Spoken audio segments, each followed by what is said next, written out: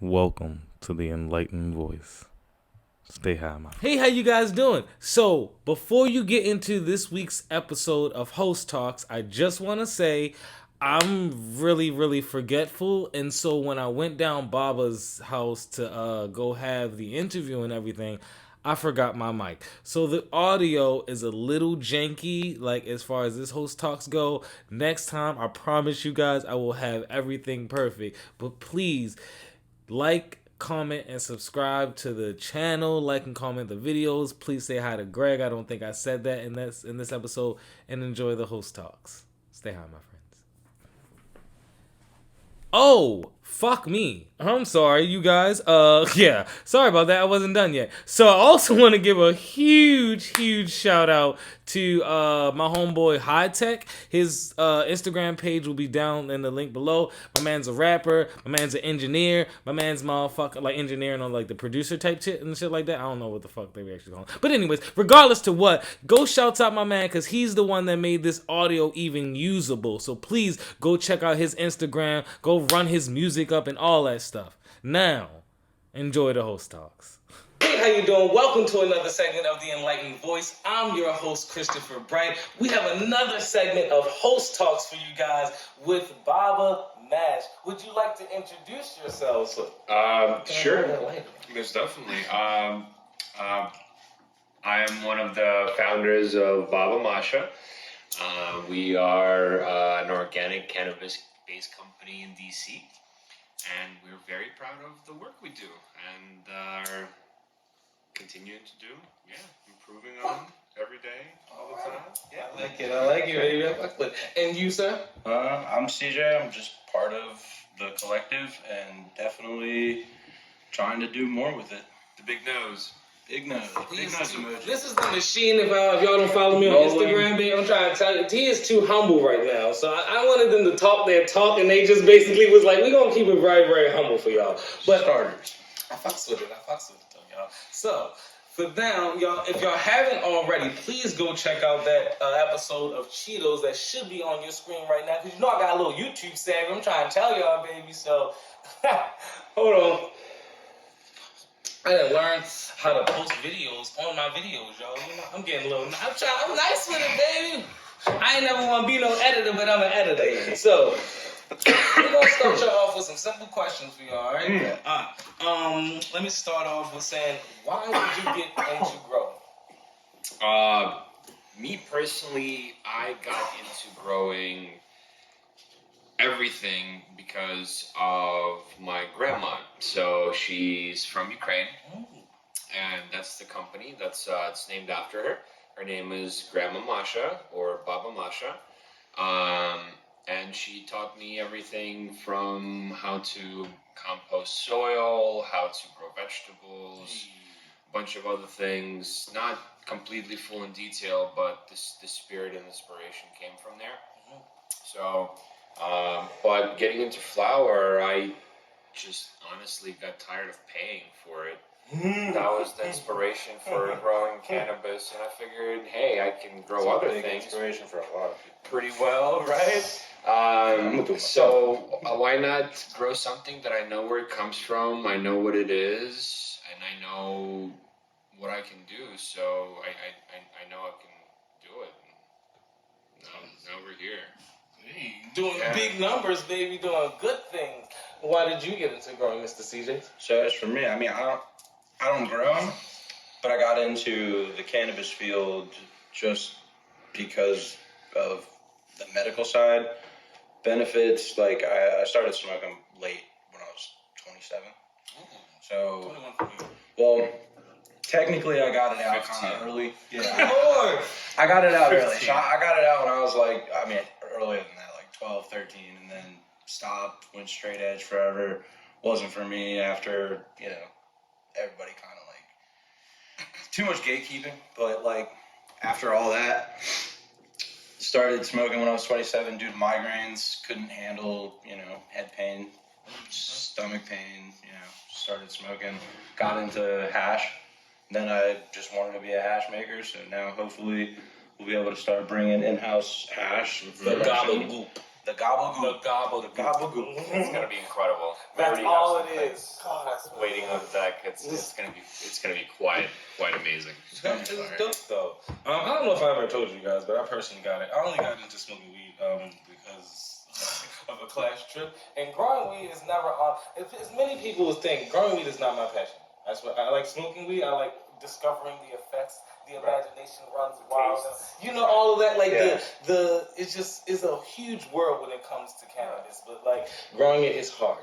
That is what I've learned at my job, and that is not a lane that I can be a part of, baby. Yeah. I swear to goodness, All right, we're gonna start with another staple question too. What is your favorite strain overall out of any strain in the world? What is your favorite strain? In the world. Nostalgic and How does it go? The strain that has yet to be discovered. No. So far. So far, I mean,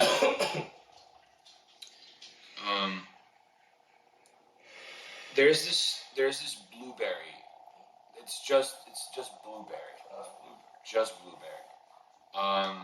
And it was one of the first very successful harvests that I was able to have in my earlier days. And the best part about it is that it was still till this day. It's like, you know, when you remember things, right? Mm-hmm. Like you have those core memories that are created. And I'm not just saying just because it was a good harvest, but it was legitimately some of the best flower I've ever smoked. And the best part about it was like everything that you want, right? You want that nice sensation, you want that nice flavor, and you want that great breakup and feel and touch, you know? So it was all of those. So until this day, I still think about that strain. So that's definitely one of my favorites. But there's so much cool stuff coming out these days, man. It's so hard to keep up, you know what I mean? And like, a lot of stuff is mixed with a lot of other things. That's why we're so like proud and excited to bring in one of our first land races that's supposed to be super lemony, and like we're super excited to share it with everybody and super excited to develop it over the years and see what we can come up with it, you know? Some real raw genetics. Like, you know I love that, baby. Like something that nobody's in this country, I know for a fact on the East Coast has never seen. So like we have something very delicious coming, super lemony. It's basically gonna be like biting into a lemon. Here first. So it's gonna be super awesome, you know. So I honestly forgot the question. You said blueberry. You already answered the question once again. Yeah. So that's one of my favorite strains. But anything like just anything that wants to grow well, man. It's just so exciting to grow, you know. So from my perspective, like it's hard, you know, like ICC, right? Like love ICC, but then there's so many other things. And if you like mix ICC with garlic cookies, then you get garlic ICC, or cookies with ice cream. You know what I mean? Or like whatever you want to fucking call it. But it's just so many different things you can come up with and mix and match, and it's really hard to like as a grower, man. It's just the next cool thing, man. For real though, like popping beans and making the next cool thing would be like the most exciting thing for me specifically. And your favorite strain, set? ICC, for like hands down. I mean, everybody knocks ICC, and I don't know why.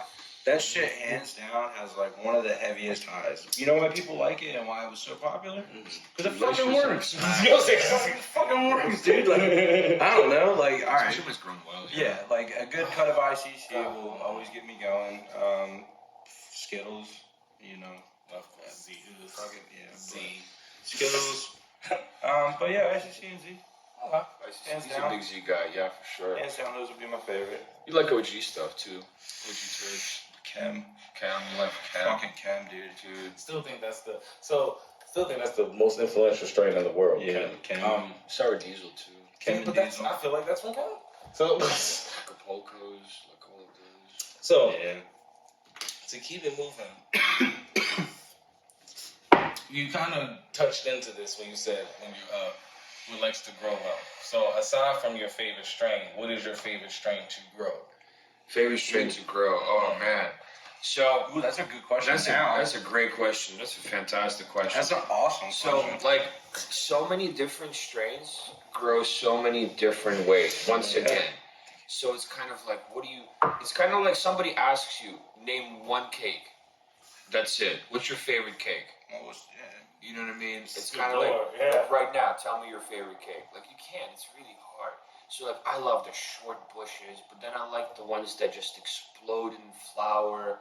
I like the ones that stay the same in flour for control purposes. But, like, if you time everything right, and if you do it correctly, and if you put in the proper veg plants in whenever they need to go, or you pop them off at the right height, then like everything works in this magical, beautiful harmony, and you know exactly what's happening. But if you don't have the knowledge and like experience growing these things, then it's really difficult. But for me right now, honestly, the best one to grow, I mean, Wet Glove's number 3, like hands down. Hands down. You can put it in, like that's the thing. That's the thing. Like it's just golf balls on a stick. Yeah. Like it really is. Like it's fucking those nugs. Yo, those nugs are some nugs. And every single one got this sweet garlicky texture to it, and the color on them coming in now. We have some sitting at day 51, 52 or something like that. I believe it's 51. And the color started to come in, and it's so beautiful because it is truly coming in blue. You know, when something comes in, not purple, not red, but like blue hints, like whoa, you know, and it smells great. It's so gorgeous, and you think like, but it's like, and it's like not the purple, it's just. Ooh, man, it's just absolute expression. It looks good. Well, that and the medium you grow it in, like changing different mediums, like the plants have hands That's down. a segue into my next question, though. Yeah, like the medium you're growing it in is just different for the plants. I will say the plants that are in the beds, like the living soil, is just they want to do what they want to do, and what they want to do is grow right. Like I don't know. It's great because, like, once again, our sponsor, APSU Soil, Appalachian Supply Soil. If you don't know about them, highly recommend them. Not just because we're sponsored by them, but just because it's Ease of use. The link will be down in the description. it's ease of use. It works fantastic, and like the whole gimmick, if you will, you know, because it's like, what's the gimmick? There's no gimmick, but the gimmick is that you just need water. Like literally, just water. Like you don't even have to like pH it, nothing. You know, just simple water for a simple person who wants to grow quality stuff, starting off. Like going through so many different growing cycles and so many different ways of growing and ending up exactly where nature wants you to end up, which is growing organically with soil, with worms, with mycelium. You know what I mean? Like with fucking cover crops. With the whole thing working in unison and beautiful rocks on the bottom with just beautiful, like, you know, with, oh my god, what is it, like nutrients from the rocks, like actual minerals coming in from the rocks into the soil, being composted by the worms. We don't till, so we don't dig everything up, like it stays there, like those beds are there forever. Like they're never gonna be changed. And that's the best thing with the soil. 2 years minimum. Nothing needs to get done to the soil. No top dressing. No nothing. So it's like soil does a lot of the work for us. So like you can say it on the grower. The grower needs to know what they're doing. It's just like driving a car, right? Or doing anything else. You need practice. And what does that mean? That means you need to fucking fail. And Jesus Christ, have we had some failures? Good Lord, people need to say that again, baby. You know, so like without failures, nothing happens. And the only reason we are here where we are is because we don't compromise on standards and we accept failure as it comes. And it's sometimes, you know, so yeah. Sorry, I've been ranting. No, baby, they love my rambling. So, you know, especially from a grower, man, what? Give them all the knowledge that they need, baby. But we're going to segue into one of our last questions. We got a question from one of our viewers, Chris Martin, on our last Host Talks. His question is, Good stuff. what does rec mean for you? And that also segues into another question that I had is, what is your plans for the future from here? What does rec mean for me? So recreational use for me and medical use for me are two different things, right? That's like you have a headache and you go get some Tylenol, right? It's great, fixed your headache, it's fantastic. You have constant migraines and need something prescribed by a doctor. Guess what you do? You go to a doctor, you get a prescription, you get prescribed the medicine. Why does that medicine work better? Well, it's because they need to diagnose you for the shit that you have wrong with you and blah, blah, blah, blah, blah, blah, blah. Next thing you're at the doctor. Just like anything else. You're not going to just go to the store and pick up some Vicodin, right? You only get that for what? Like a broken arm, right? Like things like that. Crucial shit, right? So it's the same thing. For an average user, they're using cannabis as a recreational substance, just like they might be using alcohol, or they might be, using coffee to stay awake, so that's how I see that person. So that person's tolerance is going to be drastically lower than the medical patient who uses that product, that flower, that cannabis on medical uses. That means that they don't use it for fun. They use it as medicine. Do they feel the effects? I'm sure they do. Some don't. Some do. Some don't from certain. Depends how you intake. Exactly. Depends if you want to receive those effects. But that does not change the fact that a person who needs to go to sleep and has actual insomnia, they need to eat that 500 milligram chocolate bar to their face, and they don't care about the effects because they want to just pass out. They want that CBN. Yeah. They want to feel better. They want to have a good night's sleep. They want to be able to actually get it. You know what I mean? So, medical patients, in my opinion, should receive higher quality flower that is grown at a higher quality level. While rec people, in my opinion, if it's going to be medical and rec, like completely, right? Like if it's not going to be free, because I'm for free cannabis.